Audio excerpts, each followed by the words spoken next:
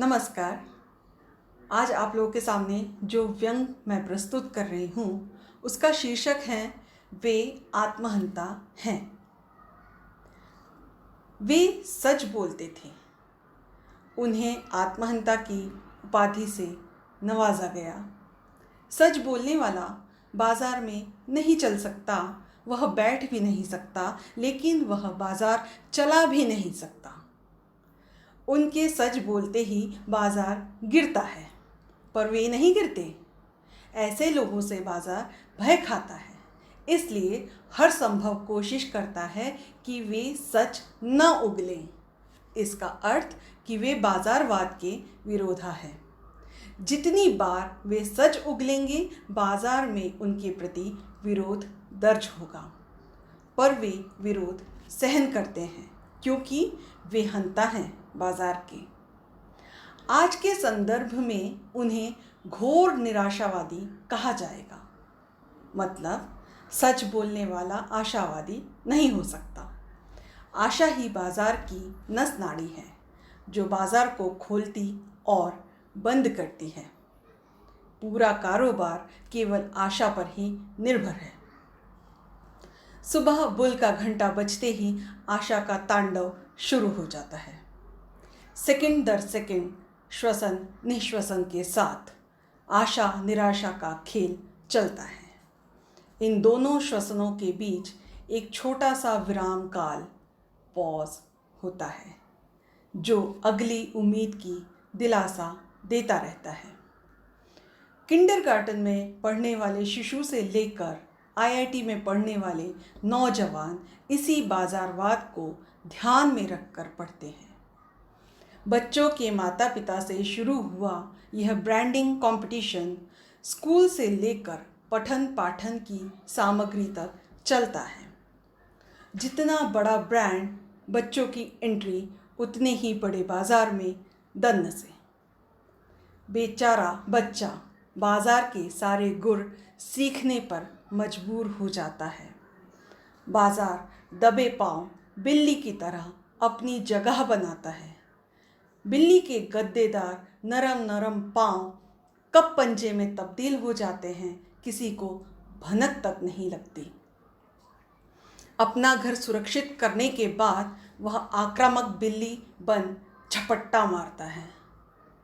जब वह आश्वस्त हो जाता है अपने शिकार से, तब उसे वहीं फेंक कर आगे बढ़ लेता है अगले शिकार की खोज में।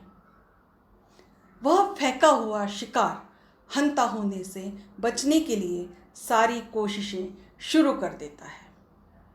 वह शिशु स्कूल में अपने शार्पनर का ब्रांड दिखाकर दूसरे बच्चों को भी बाजारवाद की समझ से पैना करने लगता है। ब्रांडेड इरेजर से सच को मिटाने की कला में निपुण होने लगता है। इन्हें ब्रांड्स को समझने में कतई देर नहीं लगती, क्योंकि पैदा होते ही इनके मुंह में ब्रांडेड दूध के साथ ब्रांडेड अनाज के पाउडर को ठूंसा जाता है।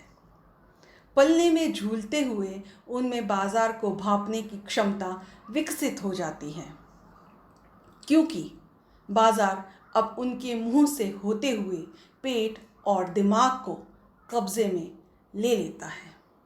वह बार बार हंता होने से बच निकलता है। वह सच्चाई से कोसों दूर उड़ान भरने के काबिल हो जाता है। सच बोलने वालों ने शायद असली दूध पिया हो, इसीलिए वे ऊंची उड़ान छोड़ जमीन पर ही अटक गए। जब तक वह बच्चा ऊंचे संस्थान में पढ़ाई करने पहुंचता है, बाजार उसका चेला बन जाता है।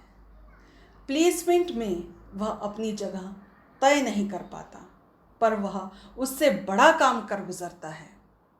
वह बाजार की पैनी नज़र और समझ लेकर अपनी सैलरी तय करता है। अब उसका प्रवेश प्रत्यक्ष या परोक्ष रूप से बाजार के साम्यवाद से होता है, और उसी क्षण वह समाजवाद के विरुद्ध योद्धा बन जाता है। वह चेष्टा करता है बाजार के बढ़ते रहने की। उसकी जेब से गए 100 के नोट को किसी भी तरह 1000 में बदलने की। वह चेष्टा करता है अपनी जेब और भारी करने की। वह समाज के हित की बात नहीं करता, वह बात केवल और केवल अपनी जेब के हित की ही करता है। वह नए नए तरीकों से बाजार में अपना वर्चस्व कायम करने की जुगत में रहता है। ढूंढता है वह ऐसी तरकीबें जिससे कोई उसके सामने टिक न पाए। अब वह बाजार का शहंशाह कहलाता है, अजीमो शान शहंशाह। उसे अपनी दावेदारी कायम रखने के लिए साम दाम दंड भेद सब कुछ अपनाना पड़ता है।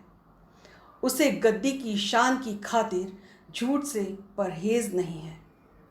जैसे पग पग पायल के घुंघरू बजते हैं, वैसे ही उसका झूठ बजता है, पर धुन सच वाली सुनाई देती है, क्योंकि उसका झूठ सच का नकाब ओढ़े रहता है। बाजार जिसके नाम से चलता हो, उसे कैसा रंज। वह मस्त है अपनी रंगीनियों में, कोठियों के रंग रोगन में, उसकी तिजोरियों के भरते रहने में उस रंग रोगन का विशिष्ट स्थान है। उससे आकर्षित होकर बाजार वहाँ आता है अपनी शाखाएं फैलाने। बढ़ी हुई शाखाएं झुक झुक कर मुजरा करती हैं। शाखाएं जितनी झुकती हैं, वह उससे कहीं ऊंचा उठता है। ऊंचा उठने वाला हर कोई महान नहीं होता।